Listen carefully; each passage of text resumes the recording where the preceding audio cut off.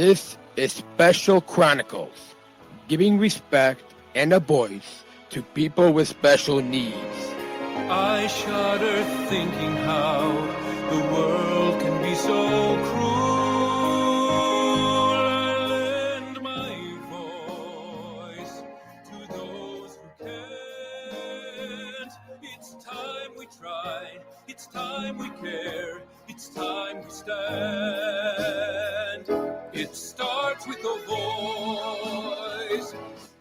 Welcome to the Special Chronicles Podcast. My name is Daniel Smrokowski. I'm the founder and host of Special Chronicles, an athlete leader at Special Olympics Illinois, and a former Southern Shriver Global Messenger. Our website, specialchronicles.com. To follow Special Chronicles on social, subscribe to our newsletter, find the show notes for this episode and all of the series on specialchronicles.com. This week on the Special Chronicles Podcast Series, a recap of Turin 2025. Excited to welcome a guest that I've known for many years now, and have had friends of his on the program, but now finally having him on the program is Shawn Ferguson, Chief of Global Government Relations at Special Olympics, to talk about the Global Coalition for Inclusion that took place at the Special Olympics World Winter Games in Turin 2025. Welcome, Shawn, finally on Special Chronicles. Awesome. Thank you, Daniel. Thank you. It's so nice to be here. I've been seeing some of my friends and colleagues have gotten the call to join Special Chronicles, and I've been waiting for it. I felt like, it's baseball season, so I feel like, getting a call up from the minor leagues to the major leagues, and here I am. Yes. It's exciting to have you on, and we'll come back to the Global Coalition for Inclusion in just a quick moment. But I'm now a former Southern Shriver Global Messenger, but the last World Games that my class was at was in Berlin, and I think that was the first time that the Global Coalition for Inclusion took place. So it was exciting to, even though we didn't really know that much about what this event that we were asked to go to, but it was exciting to see it begin. And then I think you were on the Inclusion Revolution Radio podcast, and so I heard a little bit more about that, and now I'm excited to share with our listeners the episode that I just finished recording, that our listeners are going to hear after this one. John, who you heard, his day job at United Airlines is with government relations, so it's similar to your job, except he's at airlines, and then you're at Special Olympics. So it's kind of neat how both of you kind of have similar jobs. It really is. Can I say one thing quickly about United Airlines? I know we're going to talk about the Global Coalition for Inclusion, which is basically our international work outside of the United States. But United Airlines have been a huge supporter of our Special Olympics Capitol Hill Day programming. They've supported us the last couple of years, and we're hopeful that they're going to be supporting us in the future, which has been a key to getting our messengers like yourself and others up on Capitol Hill to talk to members of Congress and their staff about what we do together with the U.S. federal government. So I have nothing but huge respect for John and for the United Airlines folks that have done so much to support us. And I know you work with United Airlines, so I fly with them all the time, and so we're huge fans of awesome. United Airlines at the Special Olympics Government Relations Department. Awesome. Yeah, I've seen that. I've never been to a Capitol Hill Day before, but hopefully in the future. And I don't know if you know Amy Dugan from the North America team, but she every It's now I want to joke. Every time that she is flying through Chicago, she always texts me when she's flying through. I have to start doing that too, because it seems like I'm through Chicago a fair bit. Yeah. Definitely drop me a text when you're flying through. I only work in the middle of the day, but Sure. Obviously not today that we're recording, but you'll definitely have to drop me a text. And so take our listeners back to as a way to introduce yourself to our listeners. How did you first get involved in the Special Olympics movement? Yeah, so it's really been a great part of my career and my life since I've been with Special Olympics. I will, come June, I will have been with Special Olympics International for 10 years. Prior to that, I worked on Capitol Hill. I worked in the United States Senate, the United States House of Representatives. I also worked for the local football team here in Washington that now is called the Washington Commanders. After that, I ended up coming to work for Tim Shriver here at Special Olympics International, working in his office. I led his office for a number of years up until just about the last year or so, when I basically, for a while, I was doing both government relations work and overseeing the work of Tim's office.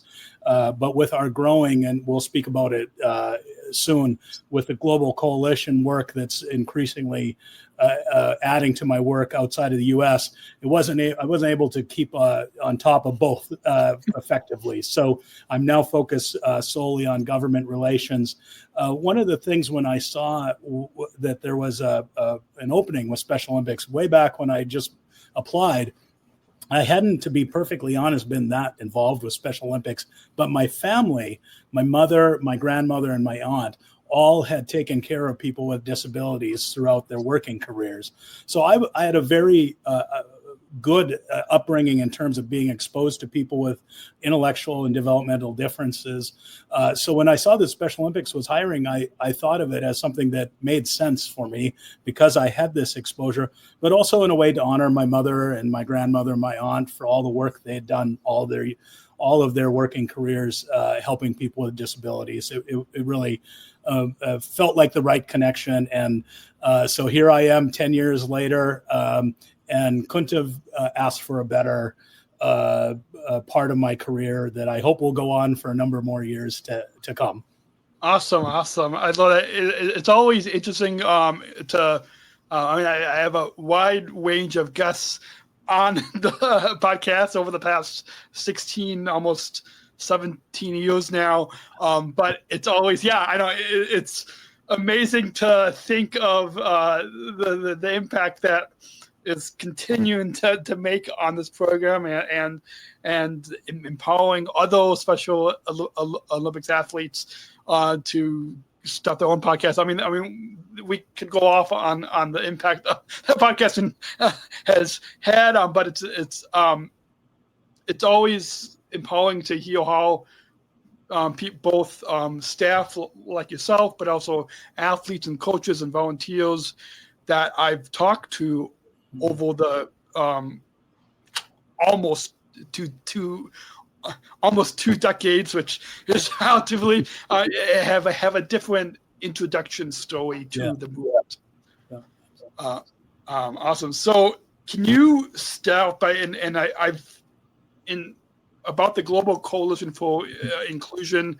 It was exciting to be at the first Special Olympics Global Coalition for Inclusion in Berlin.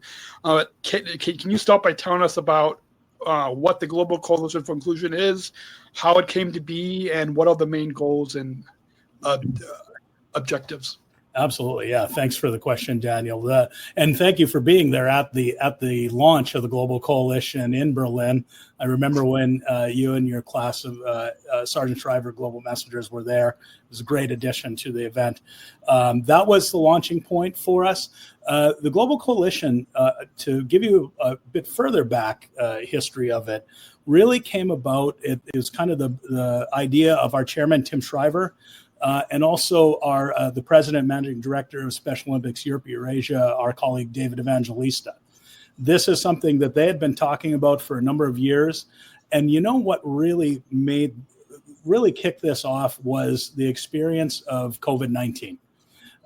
This was, maybe it was a time when we had a little bit less going on the day-to-day, work of events and whatnot. And it was time for us to reflect on things that were needed, that are bigger picture, bigger projects sort of things. But COVID-19 also was, one thing that it shined a spotlight on was the situation with the health needs of Special Olympics athletes and people with intellectual disabilities, all in the United States and around the world, but also on isolation, the isolation that a lot of our athletes have felt, isolated from peers their age, kept out of schools or not allowed into schools because of their disabilities. And this is something where during the COVID-19 pandemic, it reminded us that we really, we've done some great things in the United States by bringing our inclusive education through sports programming to over 10,000 schools here. But around the world, we haven't had the progress that we've seen in the United States. And also we need more progress in the U.S. So Tim and David kind of put together a concept note. This was when I was largely focused on U.S. government relations. Brought it together. We formed kind of a small working team. David Evangelista and I were the co-chairs in the first year. We had to, raise some money to carry out the project. We had to vision what we were going to do, what was the goal, what we were trying to do. So we started out. We had funding generously funded from the Stavros Niarchos Foundation, which is a Greek foundation, but also has a headquarters in New York. SNF came in and said, "We believe in what you're trying to do." What we said to them was, what our goal is to sort of mimic a bit what we're doing in the United States. I mentioned Capitol Hill Day at the start of the podcast. What we want to do is to replicate to scale what we're doing in the U.S. And right now, to start out, we're focused on our inclusive education through sport work. So our unified schools, unified champion schools work. And so what we wanted to do was say to government, go to governments that are not currently supporting their Special Olympics programming and say, at what level could you support bringing our programming into your school? So we had to come up with, case studies, and we had to come up with, reasoning for it. So it takes time to put that all together. David, myself, the other president and managing directors throughout our 7 regions looked at what countries where we had strong Special Olympics programming and a government that we think would be receptive to the idea. So in the first year and a half or so after we started the Global Coalition, we were able to get, I think it was 13 countries on board, which were the countries that were on hand in Berlin, where we had the roundtable. The first founding 13 countries we had in Berlin, which included everyone from China to Mongolia and a few other countries, both large and small, came to Berlin and said, "This is what we're committed to do. We're going to do this. We're going to put in funding for this programming." Special Olympics is going to work with our teachers, work with our ministries of education, work with the administrators in schools to help them create this programming in their country. Fast forward to now, we have just added our 20th country. So since Berlin, we've added another 7. We have 2 more that should be coming online in the next couple of months. And we will be adding what we have committed to, and Daniel committed to this last week in Berlin at the Global Disability Summit. So we're back to Berlin. We made a commitment to grow the Global Coalition to 40 countries by the end of 2028. Our goal is also to get funding in the amount of $20 million plus. We want to reach 150,000 schools, and we want to reach 2 million athletes, both with and without intellectual disabilities, in the course of the next 3 years through 2028. So that's kind of where we came from the very beginning, sort of coming out of COVID, to Berlin, where you were at, to Berlin, where we were at last week, and then to where we want to be in by the end of 2028. So that's kind of the past, present, and the future of the Global Coalition for Inclusion. Awesome. I love that. And one thing that I want to touch on of what you said about reaching more schools. One of the new class in the new class of Southern Tribal Global Messenger, Grace Payne. I don't know if you had a chance to meet Grace. Who she is. Yeah, Grace is down in New Zealand and is the first SSGM from whole program, which is exciting. But she. I had her on the program last spring, and now I'm having her back on this year as well. But something that she brought up, which I think connects with the work that you're doing with the coalition, is as a Southern Tribal Global Messenger, she wants to bring more unified schools in New Zealand, because I'm sure, like what you're finding is there are some countries that the programs are not as big or don't have, and so that's a good connection there where to help you to reach more schools and reach more countries. Have you done any work in New Zealand or any? I was just going to say, I need to give Grace a call because we're going to need a connection there. So Daniel, how we've basically done it is we've worked with the regional offices. So the president and managing director of the regions, at this point in her region, which I believe would be Asia Pacific. Yes. We just are bringing on the first country in that region, which will be the Philippines. I mentioned the two that are coming on. The Philippines will be the first.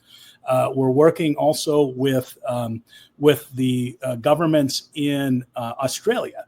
And what we're looking to do in Australia is we've decided to not only have national membership in the Global Coalition, but subnational membership, because some countries like Australia, like Canada, a few other places, we've gone to the federal government and they say, well, we like the Global Coalition, we like to support it, but in our country, all of the education programming and decisions are made at the state level or the provincial level. So in Australia, we're going to work with some of the provinces to get them to join the Global Coalition. We hadn't gone to New Zealand yet. They may be the same model where it would be like at the state or provincial level that they handle education. Maybe the federal level, but we're going to work on getting to them as well. I will be talking to our good friend Deepak and the president and managing director in Asia Pacific. I'm going to say, I think we have a connection in New Zealand, and we got to get her to give us the connection, and we can work on the government or the governments of the provinces or states to try to bring them on board. I'm all ears. Awesome. I'm open to that idea. And the one thing I'd say, the athletes are the key. Having Grace as the connection to the government or to the state or provincial governments, having them be the messengers on this and why this is important is the key. We've seen it here in the U.S. with Capitol Hill Day. We've been seeing it around the world with our Global Coalition. And I'm happy to work with Grace or any other athletes send them my way and I will talk to them and we'll bring them on board for our project. Absolutely, yeah. Always like making make connections. And what I'm sure you've seen it in impact from the first coalition in Berlin that I was at, and now moving in to the World Winter Games in Turin, Italy. What was the significance of hosting the coalition's gathering during the Special Olympics World Winter Games in Turin, Italy, and how has the event helped to elevate the mission of the coalition? Yeah, thanks, Daniel. That was a great question. And, Special Olympics Winter Games, World Winter Games, are usually a smaller event and there's less athletes and less participants. So we wanted to have an event focused on the global coalition, but without the number of participants. What we decided to do in Turin was to have more of sort of a workshop sort of convening, where we were able to have we had 2 ministers on hand to talk to the group, and we had ministers from other countries in the audience talk to about what their experience have been with the coalition, what have been the successes, what have been maybe some of the roadblocks or things that haven't gone as well. And we really were able to learn from that, to hear from the ministers that were on hand, to tell us about what their experience have been, as a way to get other ministers that were in Turin thinking about it. And it was really fantastic. We had a great meeting. Obviously, our chairman, Tim Shriver, kicked off the event and was able to speak to, what our successes have been to this point, and also, a call to action to keep people going, keep people on, getting people moving in governments to join the coalition. We also had a great address from Ambassador Coscarellis from the Stavros Niarchos Foundation, again, our primary coalition sponsor. Also from Lions Clubs International Foundation, we're on hand. They're one of our biggest sponsors of the Global Coalition as well. So Turin was kind of like we had a kickoff event in Berlin, and now we're a couple years in, and okay, here's where we're at. We've had success. We're up to 20 countries, but how do we keep it going? And the best way to find out, what's working, what isn't working, it is to hear from ministers who are on the ground in their countries, who are working with our teams to get our programming out to their schools. And it was really fantastic. It was really informative for us as we think about what we're going to be doing now in the next phase of the coalition. Awesome. I love that. We're going to take a quick break. When we come back, we'll talk about the growth and impact and the focus on inclusion and education that you've talked about, because it's free to listen and watch this podcast, but as you know, and it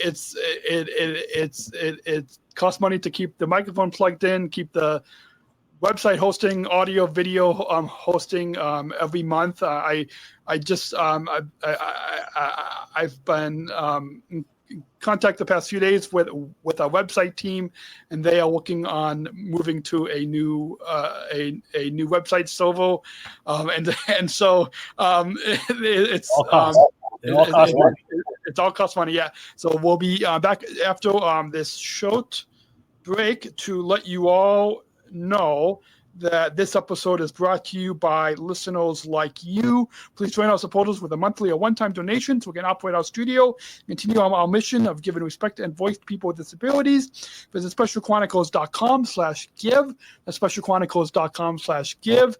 And if you want to access bonus content, you can join now at specialchronicles.com/plus, I believe for $10 a month and up, or any donation if you join now at specialchronicles.com/plus. And as we move into Shawn, who our guest today on the Special Chronicles podcast is Shawn Ferguson, the chief of the global government relations at Special Olympics. And as we talk about the growth and impact, the coalition, as you said, is continuing to expand its reach, which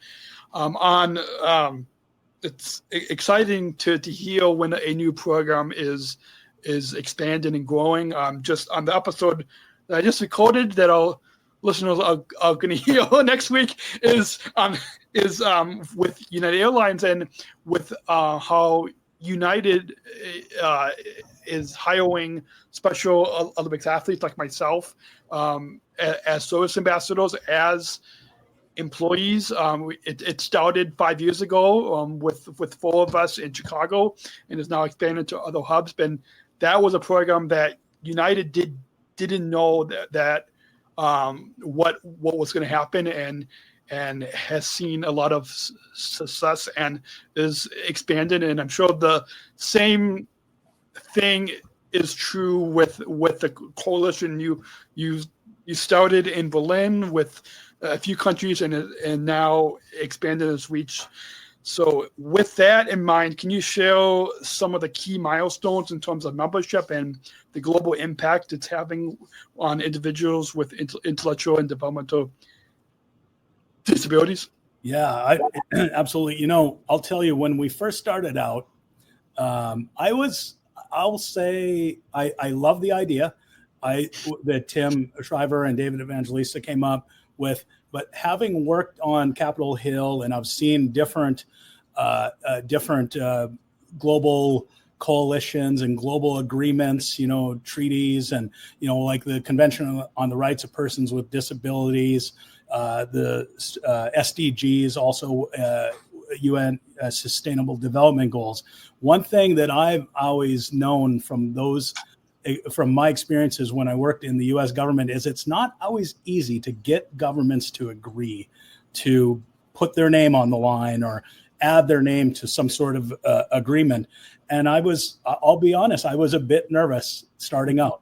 I thought, we had a couple, 2-3 countries that were interested, and it seemed like we hit a point along the way in the lead up to Berlin, when all of a sudden, wow, every other day it seemed like a different country, or every other week or so, a new country said, "Oh, we're interested in this." And a lot of times, what it would take would be, for instance, one country in a region joins on, and then one of their kind of fellow or neighboring countries said, "Oh, well, if they're in, why aren't we in?" For instance, the government of China, the embassy here in Washington said, "We support the Global Coalition. We want to be a part of it, and we want to set our goals as part of the Global Coalition." Once that happened, all of a sudden Mongolia was like, "Oh, we're quite interested in this. This is something that we might want to do." We saw that throughout Africa too. South Africa joined the coalition, and then we've had other countries like Kenya. We have a few countries that are in the pipeline now that are interested. So one of the things that I think really got the coalition moving was you kind of get one country in a region that starts out, and then that starts to build. Other countries go, "Oh, hey, if you're doing that, maybe we should look into doing that." It's kind of like a geopolitical sort of competition sometimes to be involved in these sort of things, and a little competition isn't bad. I was in one country that we've actually spoken about earlier, meeting with a minister who, unfortunately, the government changed, and that minister's now gone, so you got to start over again. Said, "Well, what's the United States doing for inclusive education? Your inclusive education program? What's Canada doing? So it gets to be a little bit of a competition where people think, oh, we need to get involved with that. So that's something where I've seen sort of a tipping point happen, where you get like a very critical key nation to say, we're gonna get involved with the global coalition, and then other nations will hear about that. We'll see the press releases, we'll see the photos from the signing agreement, and then all of a sudden we start to get inquiries from them, which has been great. And one of the things that has been very important for me in this process, and I was kind of beating this drum early on, is we have to meet countries where they're at. In the United States, we have, very, very generous funding from the U.S. government for our inclusive education programming, for our UCS program, in the amount of about $36 million a year. One thing we couldn't do is go to other countries and say, we need you to match the U.S. in this. That's just something that isn't possible for a lot of countries. That it isn't possible because of their GDP. We're looking at countries from that sometimes don't have the wealth that countries like the United States or China or Japan or Canada or others may have. So what I wanted to do was to work on a coalition that doesn't say you have to meet this amount, this dollar amount, but if you're willing to be. If a country says we'll put some, as would say in America, skin in the game, we're willing to put some level of financing in to the global coalition. Heck, we're going to welcome you with open arms. We have China's goals for the global coalition would equal to about $5 million worth of support when you break it out on per athlete and per school amounts. Probably one of, we have Mongolia is in at about $87,000. Heck, $87,000 may not sound like a lot compared to China or what the U.S. does, but you know what? It has a real profound impact for athletes in Mongolia.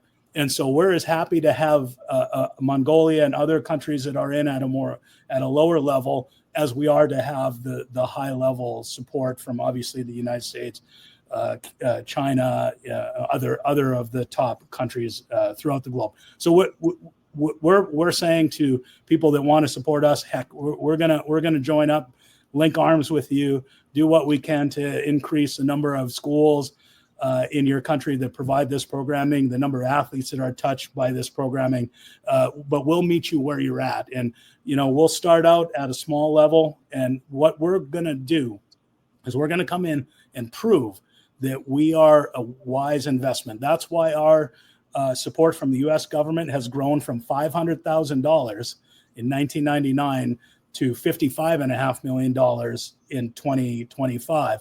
We will come in and we will prove our value to your students and to as a partner with your governments in providing these services. Awesome. So if there's anybody who's listening in, I'm sure our friend Grace, the Southern Travel Global Messenger from New Zealand, will be tuning in. And if there's any other listeners who are listening in and want to get their countries and their governments involved, what's the best way for them to get in touch with you or get in touch with your team?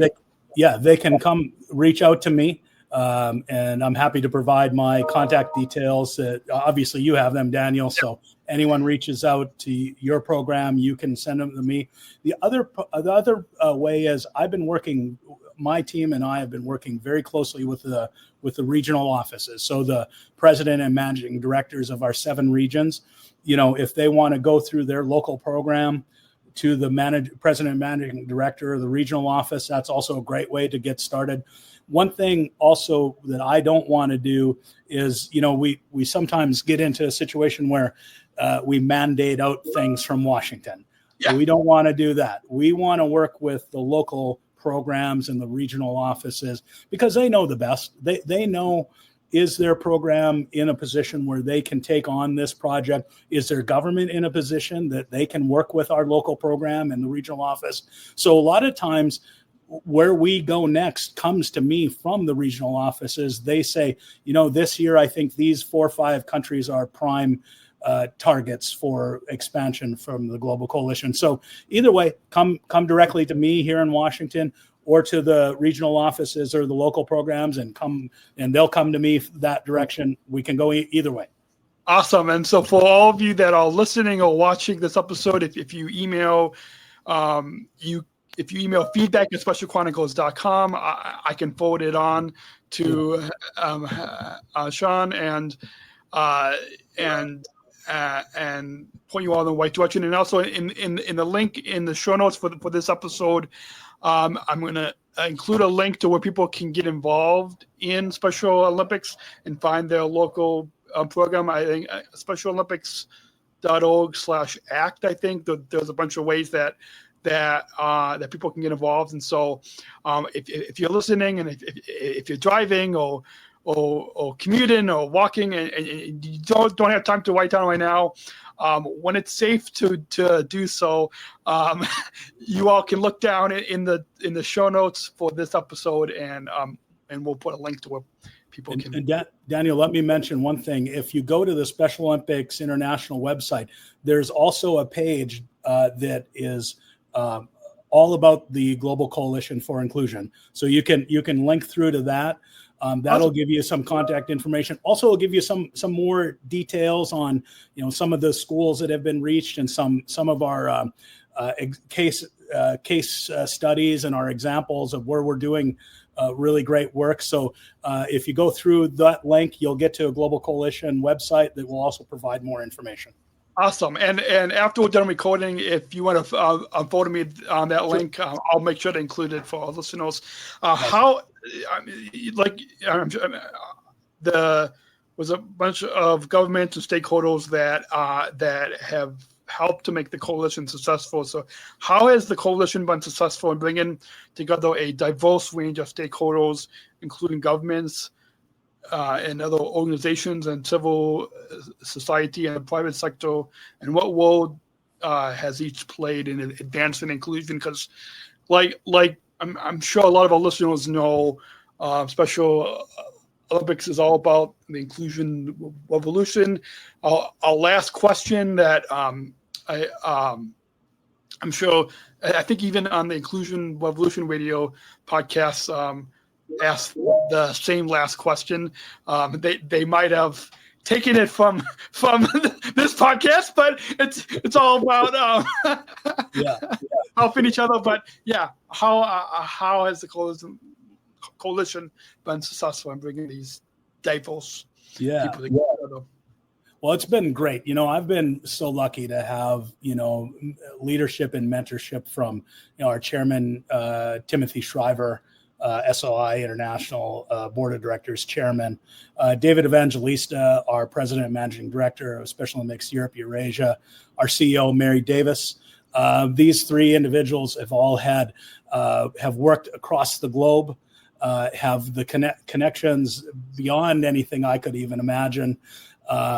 David brought in the Lions Clubs International Foundation as sponsors of the Global Coalition. So not only have they been helping Special Olympics, my team, help funding our team's work, but they have also provided direct funding to some of the country programs to expand our programming in schools in a select number of countries.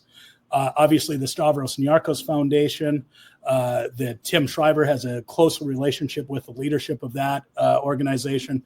They've brought in, they've funded our work, but also funded specifically work in Greece, obviously, where they are headquartered. They've done amazing work in Greece and other countries around the world that have needed, maybe if the government hasn't been in the position to provide funding, these organizations have been able to provide some of the funding. In addition to them, UNFPA, UNHCR, H&M Move, which is the clothing company, which younger people than I think you or I wear a lot of H&M clothes. I think I've aged out of that, but I know it's very popular in a certain sect. They're one of the newer sponsors of Global Coalition, so helping us get out and get the messaging out. And then the Butner Foundation, which is a European foundation that is also helping us move the Global Coalition forward. So these are the non-governmental supporters of the coalition, hugely important. And they've done so much to help us get the word out there. Also, like I said, to specifically fund our programming in certain countries. And then you add the governments of the currently 20 coalition members. We have such a diverse, just to give you a feel, Egypt, Greece, Jamaica, Mongolia, Panama, Malta, Kosovo, Trinidad and Tobago, Seychelles, the United Arab Emirates, Ghana, Cyprus. We're kind of, when you talked about a diversity, we really have a diversity of countries. They're from G20 to some of the more developing nations, and then we have the corporate and the philanthropic supporters from Stavros Niarchos Foundation to H&M Move and UN agencies and everything in between. So I think that we've done a pretty good job of bringing together diverse countries, diverse supporters, which I think is the key. As you know, Daniel, we're so blessed to be in an organization that doesn't keep anyone out. We welcome everyone.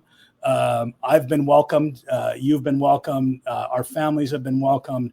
And that's what we want to do with the Global Coalition. And, it's interesting, some of the countries that we are going to and some of the countries we're looking to go to in the future, there's sometimes global political situations that are hard, where maybe the government of where I'm sitting in doesn't really like what's going on in that country. With Special Olympics, we'll go anywhere. If a country is willing to do something that's going to help our athletes and help people with intellectual disabilities and developmental disabilities, help them improve their lives, help break stigma, help get people out of the shadows and out of the, be truly included and not isolated. We'll work with the government. It doesn't mean we have to agree with everything that a government is doing, or maybe a corporation's decisions maybe. But if you're willing to do something, really truly do something to advance the cause of inclusion, we're gonna talk to you. And so that's what we're trying to do with the Global Coalition. Awesome. I love that. I want to just touch on one brief thing that you said about one of the countries in Abu Dhabi. That was the first World Games that my class of Southern Travel Global Messengers was at.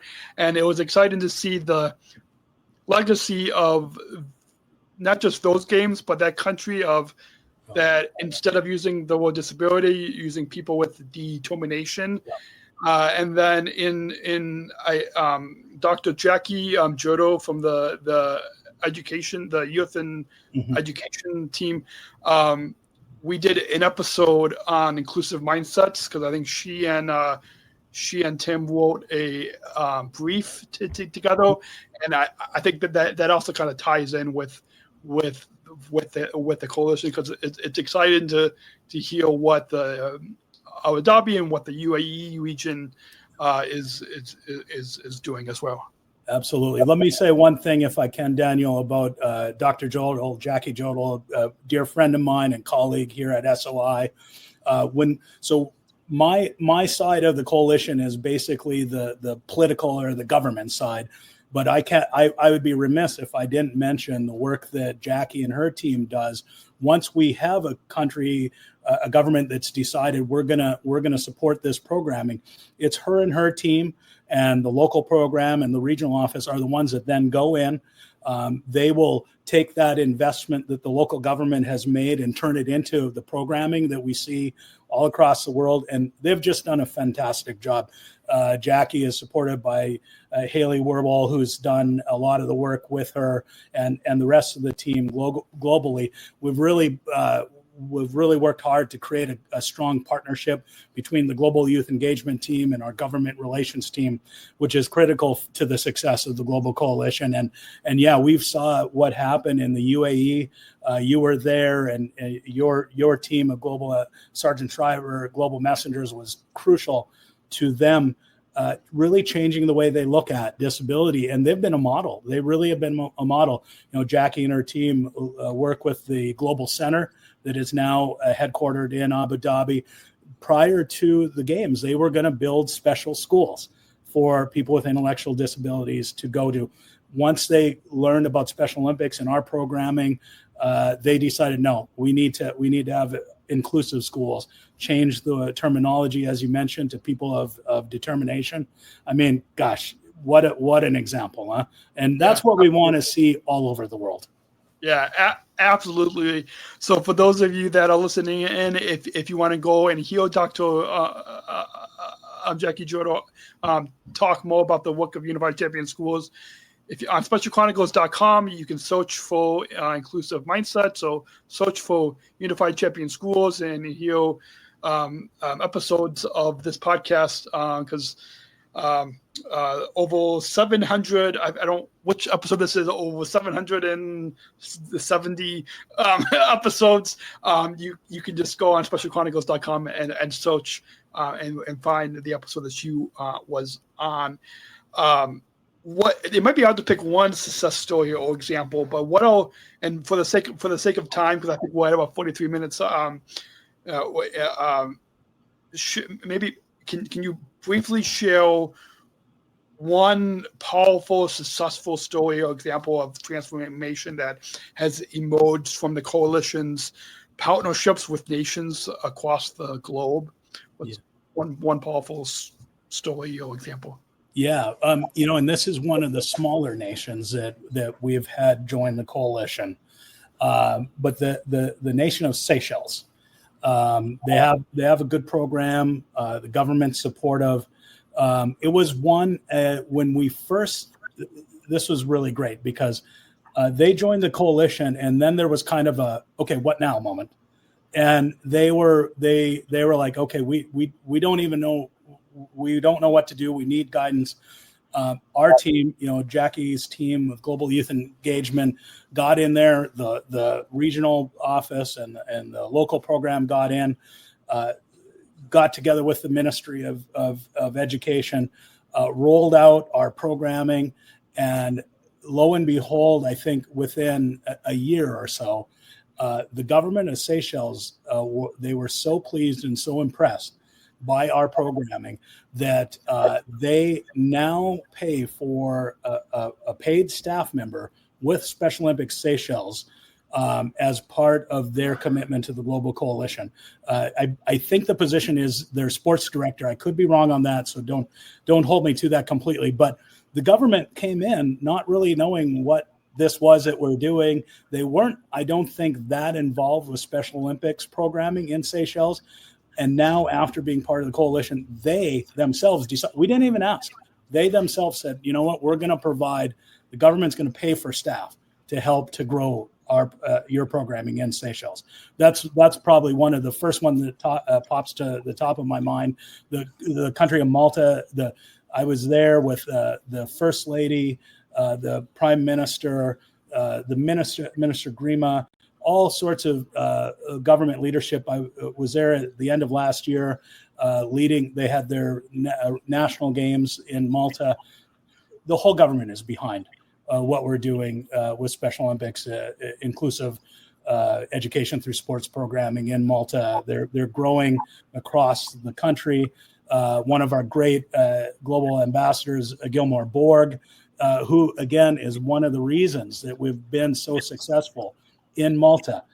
Classic example. He is the perfect spokesperson for the coalition. Athletes are always the best spokespeople for the coalition, and we're seeing growth in Malta because of that. So the Seychelles, Malta are a couple of the two that pop to the top of my mind. When I share the link to our page, we have a number of stories about how the coalition is making progress in different nations around the world for people to take a look at. Awesome. Yeah. So for those of you that are listening in, definitely go check out to hear more of those stories. And I think Tim always talks about how it's an athlete-led organization that us athlete leaders are leading. So just like the story that you showed in Malta, I'm sure in when offline when you get connected with Grace in New Zealand, I'm sure the same thing will happen over there. When we focus on inclusion, and I'm going to combine the next few questions just for the sake of time.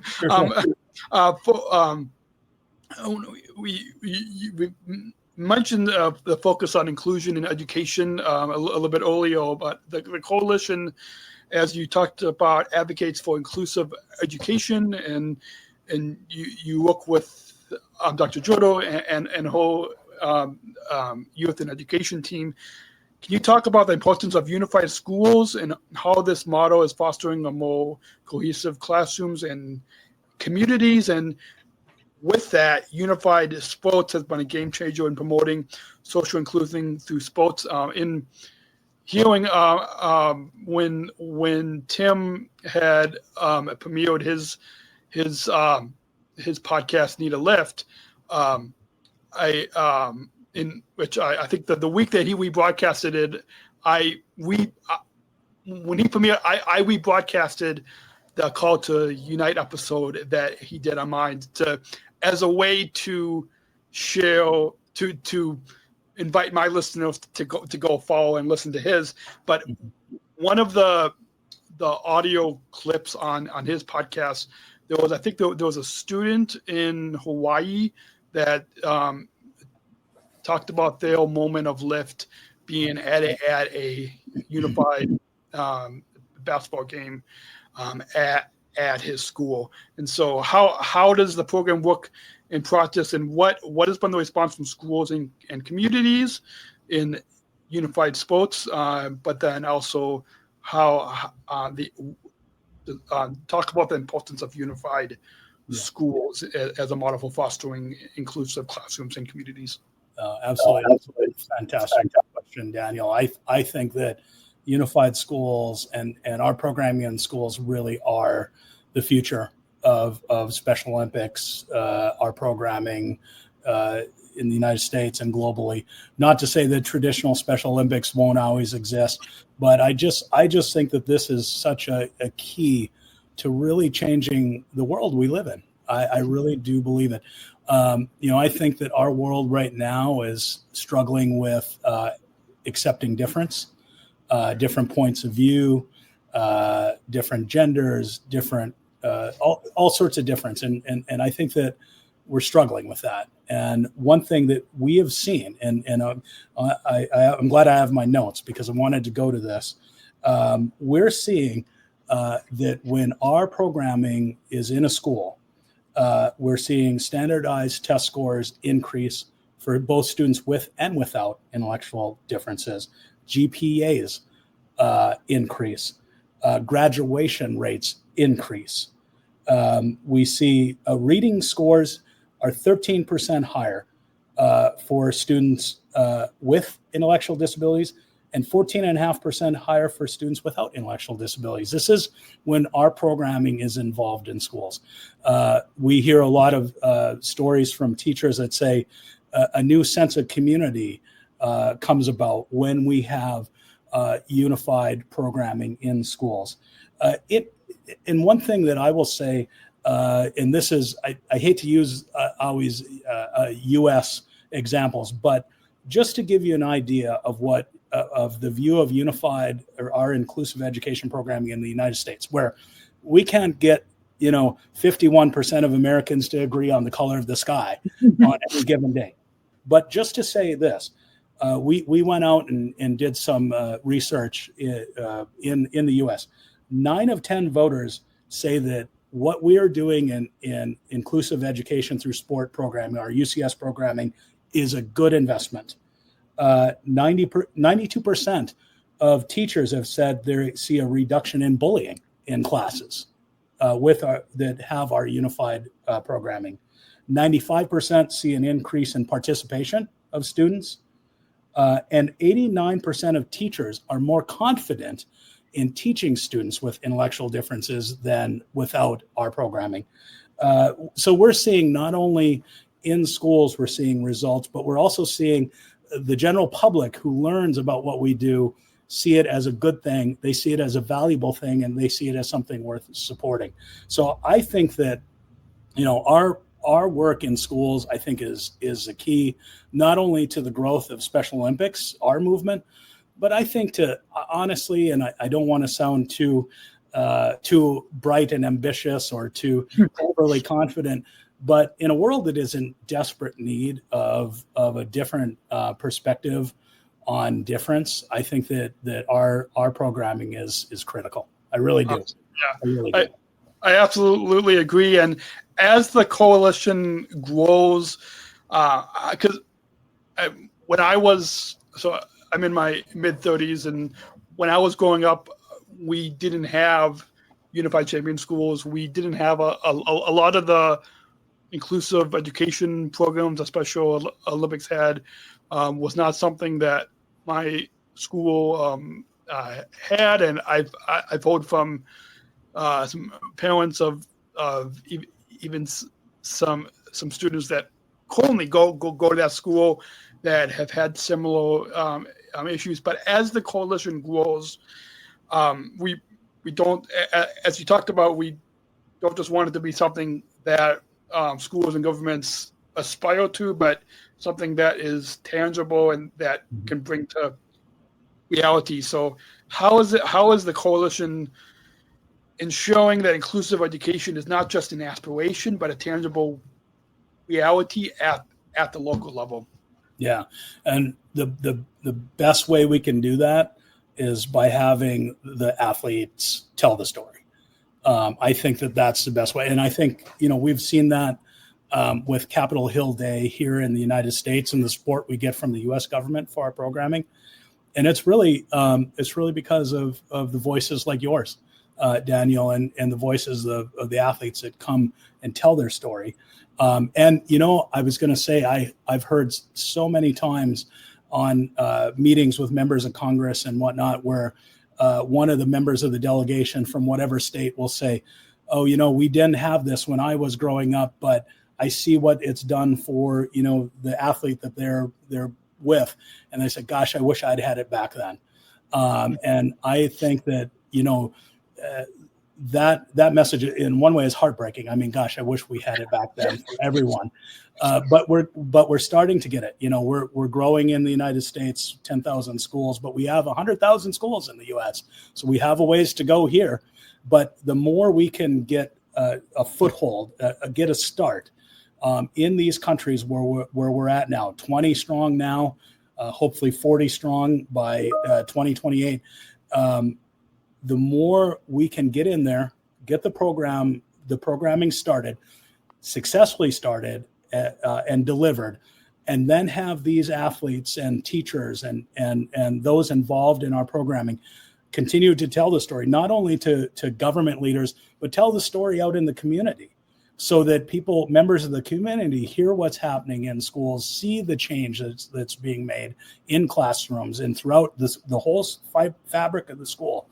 That's how we're going to be able to grow upon what we're just getting started. I mean, to be honest, the coalition is very new. I mean, we're kind of in the infancy of the coalition, and we're just starting, and we're having success. But we have to deliver a product that is really, truly changing schools and changing the experience for our athletes and for both students with and without intellectual disabilities. And once we do that, I'm very confident it's going to continue to grow and grow and grow and be self-sustaining then, because in the United States, the model is we come in, we have support from the federal government that ends up out in the States. Well, most of the time, then it becomes self-sustaining and it grows on its own. That's what we want to see globally, is that happening as well. Awesome. And as it couldn't be possible without partnerships and financial support. So the coalition has seen an increasing financial investment in inclusive education. How crucial is funding and supporting these programs? How are you ensuring these investments translate into lasting sustainable change in local communities? And then what role do public-private partnerships play in advancing the mission of the coalition, and how are they creating opportunities for long-term collaboration on the ground so they can be self-sustaining? Yeah, the public-private partnerships model is very important. A number of the countries that we've gone to, that we've brought forward the idea of the Global Coalition for Inclusion and our inclusive education programming. A lot of the times they do want to see that there is some partnership with, say for instance, like the Stavros Niarchos Foundations or Lions Clubs, or corporate support as well. Largely, I listed the organization or the groups that we're working with now, but we're looking to try to grow that where, say for instance, in Seychelles right now, it's Special Olympics International with the support of Stavros Niarchos and Lions Club and the government. That's what we have right now, but we want to see local corporates and local philanthropic entities join in and start to support this work as well. It's hugely important. What we're doing to get the word out, we couldn't do without our support that we're getting from, like I said, SNF, Lions Clubs, Botner, UNFPA, and the other supporters. So we're going to have to continue to grow that. If we want to build, we're looking to get to 40 countries. What is it? I think there's 195 countries or 200 or so countries that the UN recognizes globally. So, 20 is good. 40 will be better. We still have a long ways to go to get to the critical mass globally. So it's going to take support from government, but also from philanthropic entities, from corporates and whatnot, to really continue to grow the model and to reach the number of athletes that we want to reach. Awesome. I love that. And just like those of us with intellectual differences and a lot of us Special Olympics athletes, we overcome our challenges when we're competing in Special Olympics, when doing our athlete leadership engagements and events. So kind of just like that, I'm sure the coalition has had challenges. So what are some of the biggest challenges that the coalition has faced in advancing systematic change for people with IDD?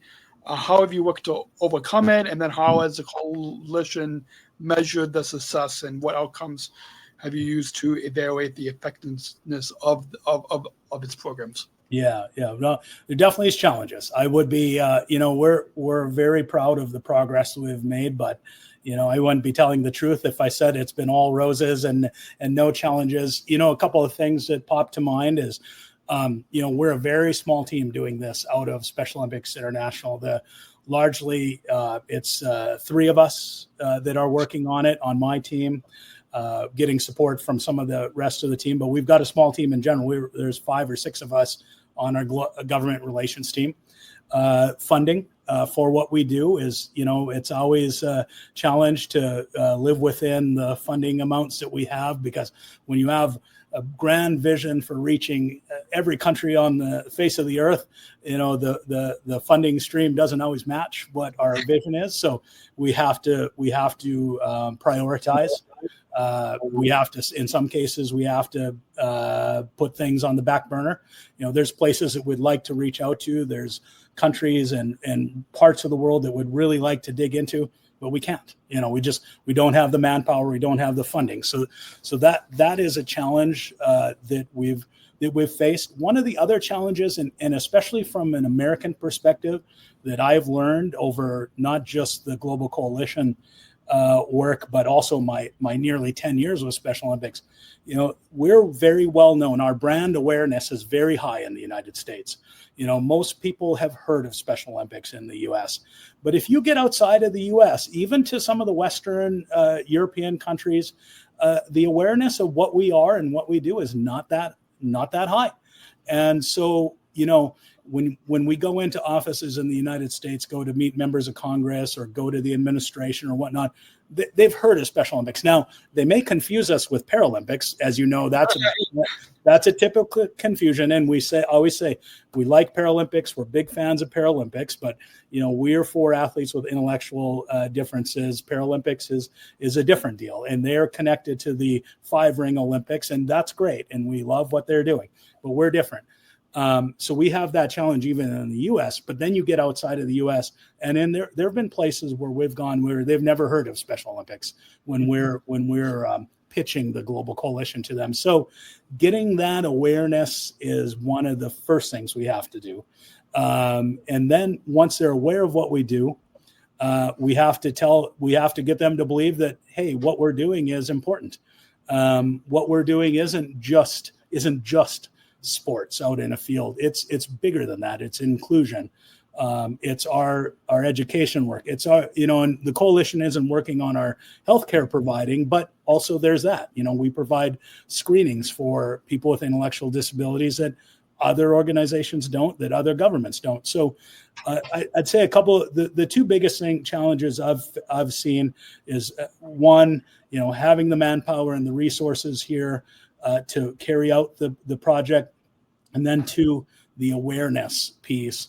Whereas we go outside the borders of the United States, and often the awareness of what Special Olympics is and what we do isn't always that great. One of the things that's helping us is World Games. Having the World Games in Berlin, having the World Games in the UAE, having the games in Turin. Now coming up in Latin America will be the first time we have World Games coming up in 2027 in Santiago, Chile. This just helps to broaden the awareness of what we are and what we do. And once people know what we are and what we do, it makes it easier for us to come in and say, hey, you've heard of Special Olympics now, you have a positive feeling about it, but here's what else we do, and we want your partnership in doing it. And so getting to that point is sometimes challenging, but, one by one, country by country, region by region, we're starting to break through.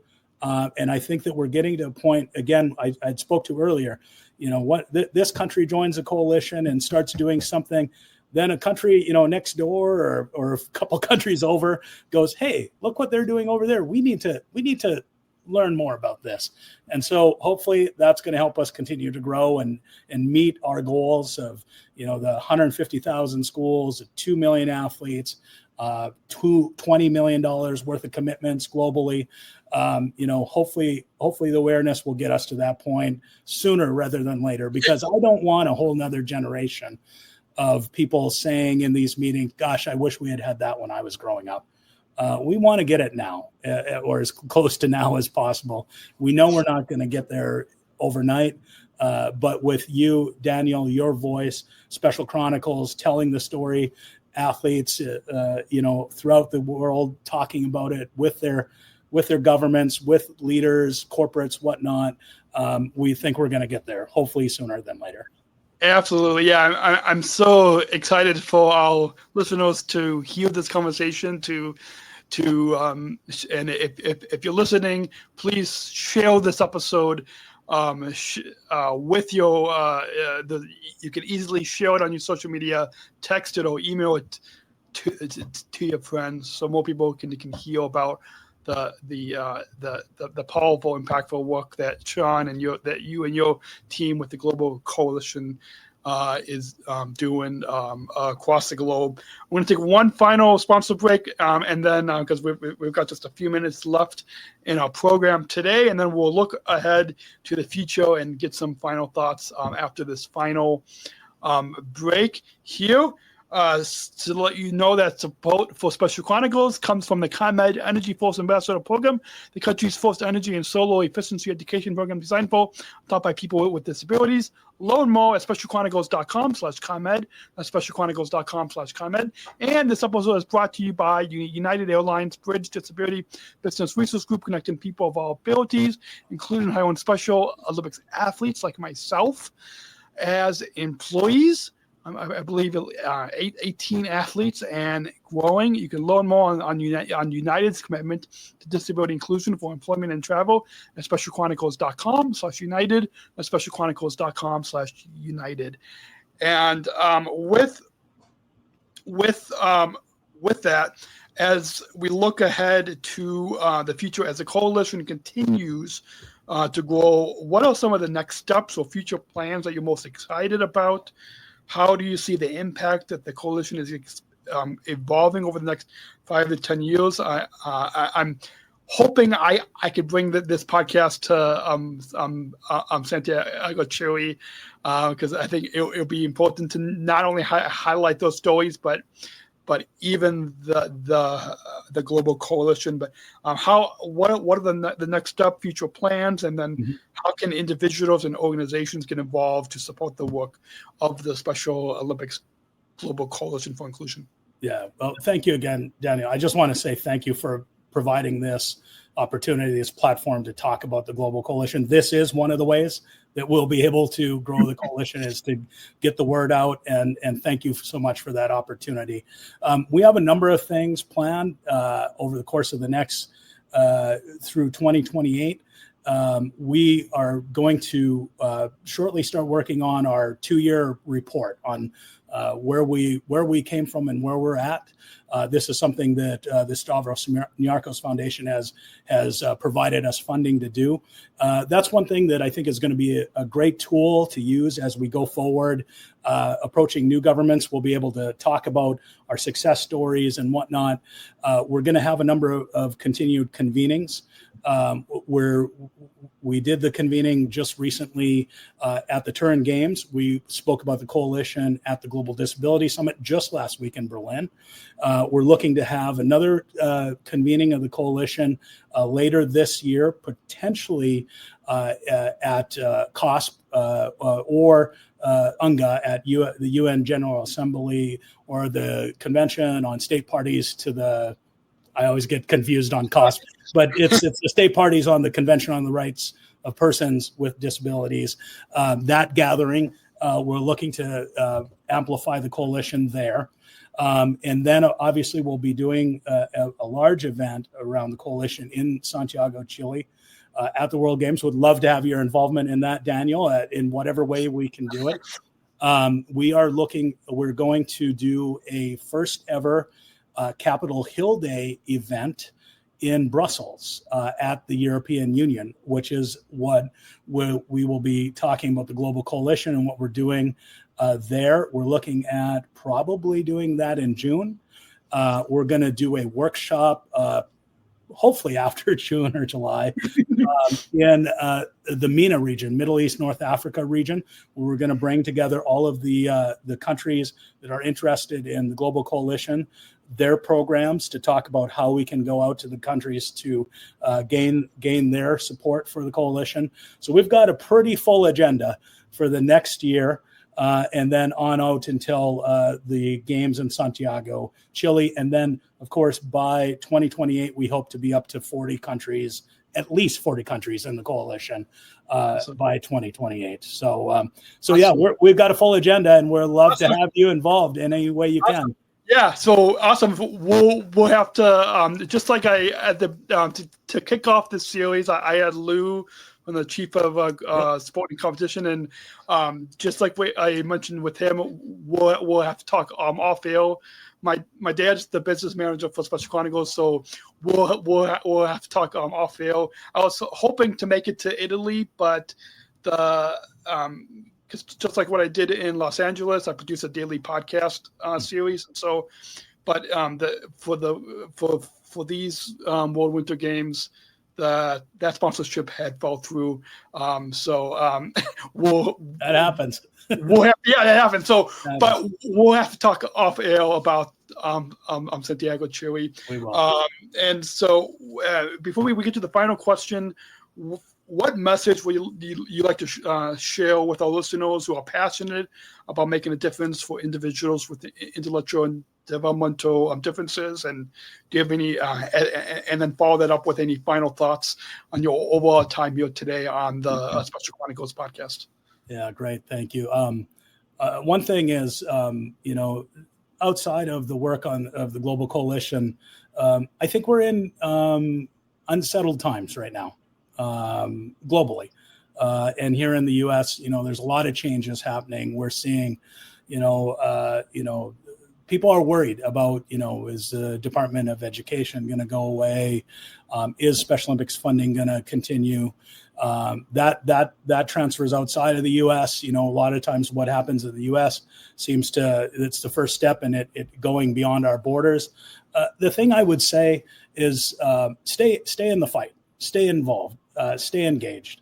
I know that there are a lot of things that are concerning to people right now, but the best thing we can do is stick together, keep getting the message out, keep talking about the successes that our athletes are having, not just as part of a unified school or on the field of play, but our athletes are doing amazing things across the board. Keep telling those stories. Keep coming on your podcast and talking about the special things that our athletes have been doing that are making our world better. And not just for people with intellectual differences, but for people without intellectual differences too. I think that's one of the most beautiful things I see that has come out of our unified schools work is how this isn't just something that's benefiting Special Olympics athletes. It's benefiting everyone.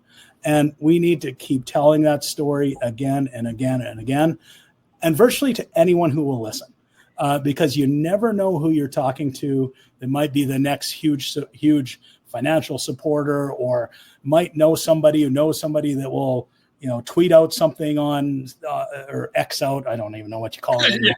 X out a message that will get to millions of people, that will get people involved. Stay in the fight. Keep talking about what we're doing. Stick together.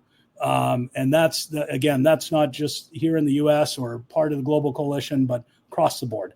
I think that if we stick together and people of goodwill will support what we're doing and join arms with us to advance the cause of inclusion for everyone. And so I think that would be my message. And again, your this platform, Daniel, is hugely important. I'm so honored to be here and to have gotten the opportunity to speak about the Special Olympics Global Coalition for Inclusion, but also what we do with government here in the U.S. and across the board. This has given me an opportunity to talk about this, to get the word out, and thank you for doing that, and please keep doing it. Awesome. That's what I really could say at the close here. Thank you. Yeah, it's always empowering to be able to talk with many people in the community, many people in this movement, and hear those stories. And I've heard from many listeners how it impacted they all from joining. One listener I heard from who lives actually nearby me, but I actually met her the first time during one of my Special Olympics basketball games, and then I found out that she volunteered at the games in Berlin, and so it's impactful to kind of hear so many impactful stories. And it's a small world too. It's amazing how small the world gets when we start talking to each other. Yeah, it is. So we got one final question, but we've got a bumper, so let's go ahead and play that bumper to introduce the final question. We're not just athletes. We are the ambassadors of an uprising. Peaceful protesters. In a rebellion against anyone who has a fear of difference. Difference. Our demands are Equality. Dignity. And the recognition of our Shared humanity. We will not stop or accept anything less. Today, our world is More divided than ever. And coming together has never been more urgent. The revolution. is inclusion. Find out more at jointherevolution.org. So ever since I attended the 2019 World Games in Abu Dhabi, I've been concluding with one final question, because as you know, the inclusion revolution is a big part of this movement, and of course we want our listeners to listen to this podcast, but the bigger part, we want to leave our listeners with a call to action to bring inclusion into their communities, bring inclusion into society, into their schools, into their workplaces, and this question will help our listeners to one of these days. And I'll have to go back on a number of these podcast episodes, and I think it'll be neat to do an episode where we edit out the answers to what inclusion means, like a whole episode that talks about what inclusion means. I think that'll be right. an exciting episode to do, because some people might have a similar answer, but everybody has a unique, just like we're all different, and everybody has a unique answer. So I'll ask you've probably heard Tim and other colleagues answer this question, but I'll ask you as well. What does inclusion mean to you? You know, that's I think it's a key question of the times we live in right now. And inclusion to me is we don't leave anyone behind because of any difference. You know, we're rich, poor, men, women, different colors, different abilities, that we don't leave anyone behind anymore. And I think that, you know, if our society across the globe found a way to do that, I think that would be true inclusion. I mean, we all have differences, but we're all more the same than we're different. Yeah. And I've said that in political conversations. We're more the same than we're different. And we need to start to remember that, and we need to start to bring everyone along. To me, that would be true inclusion, if we leave no one behind anymore. Absolutely. I love that. That's a perfect final message to conclude this episode on. That what you said reminded me of you've probably met David Egan, who's also a former Southern Survivor Global Messenger, who wrote a book with his mom, more alike than different, right? I think that kind of, and when my girlfriend and I went out to the plane pull in Virginia, David was there, but also I've seen David actually spoke at my Southern Tribal Global Messenger Training. But yeah, that question, and then what David's book speaks to how you define inclusion. But then also a quote that my mom said that I think some of the there was some staff at SOI that told me one time that they've used this quote that my mom said after my mom both saw me competing in Special Olympics at our local level. She said, if the whole world were like Special Olympics, then there would be no worlds. And I think that also kind of also ties into your definition of inclusion. Absolutely. Couldn't agree more. And also David Egan, his mother, Kathleen, love them. They're great people. They are brilliant messengers of inclusion. They are, yeah. One of these days, I've got to have them both on the program. One of these days we'll make it happen. That's a powerhouse combo there. That's a powerhouse show. It is. So for a few final plugs for all of you listening in, you can shop our merchandise store, our Disabled Voices Matter merch. We have t-shirts, hoodies, coffee mugs. 60% of the profits will go back to support Special Chronicles. You can shop now at specialchronicles.com/shop. And then tap that follow button so you don't miss a new episode, or go back and listen to previous episodes of this series. I have to look up on my notes here. You can go back on this series and hear from the Chief of Sport and Competition at SOI, hear from Southern Tribal Global Messenger Grace, and then hear from a few athletes who competed in alpine skiing, snowshoeing, dance sport, hear from a coach. You can also hear from about a few people who were at the Global Youth Leadership Summit. And then coming up on this series, after this episode with Shawn, you can look forward to hear from Carly and John from United Airlines, a big global partner, and then hear from a volunteer, Jenny Fortner, who's on the board, who I forgot, I made a note and I forgot to mention another event that we were both at, and actually Jenny was also, we were all sitting at a table at a White House event in December 2024. So that was exciting to sit across from you. And Jenny's so wonderful. Jenny Fortner is wonderful. She's the best. She is. Yeah, I've known her for many years because she's been on the board of our local program, and so it was exciting to see that she's making an impact on the international level. Awesome. So thanks again for. I know we've gone an hour and 20 minutes, but. Thank you again for it's been a joy and a lot of fun talking to you, Shawn. Thank you for coming on the Special Chronicles podcast. I loved it, Daniel. Thanks so much. I'm honored to be on. Thank you for the opportunity to talk about the coalition, and we'll love to do it again anytime you want. And can't wait till I cross paths with you. Hopefully, coming through Chicago one of these days. Yes, absolutely. You have to drop me a text when you're coming through. And folks, I'm listening. Stay tuned. Keep following. Subscribe to this podcast wherever you get your podcasts, so you don't miss a new episode. And until then, we maybe we could say choose to include at the same time. Until then, choose to include.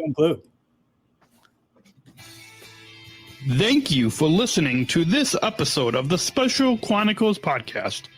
Our podcast was produced by Daniel Smrokowski on the Special Chronicles Network. Follow Special Chronicles on Instagram, Facebook, Twitter, LinkedIn, and YouTube. Subscribe, rate, and review Special Chronicles on Apple Podcasts, Spotify, or wherever you listen to podcasts. Our website, specialchronicles.com, where you can stream our archives of over 500 episodes absolutely for free. Also, there's a list of our favorites, original series, award-winning columns, and blogs. And sign up for our newsletter to receive exclusive bonus content delivered to your inbox. Again, specialchronicles.com. Special Chronicles is hosted by Podbean Podcast Hosting. Our live streams are powered by StreamYard. Thanks as always to our business manager, Adam Smrokowski, who always encourages us to never give up. I'm Daniel Smrokowski, back next week with more stories. Special Chronicles, giving respect and a voice to people with special needs.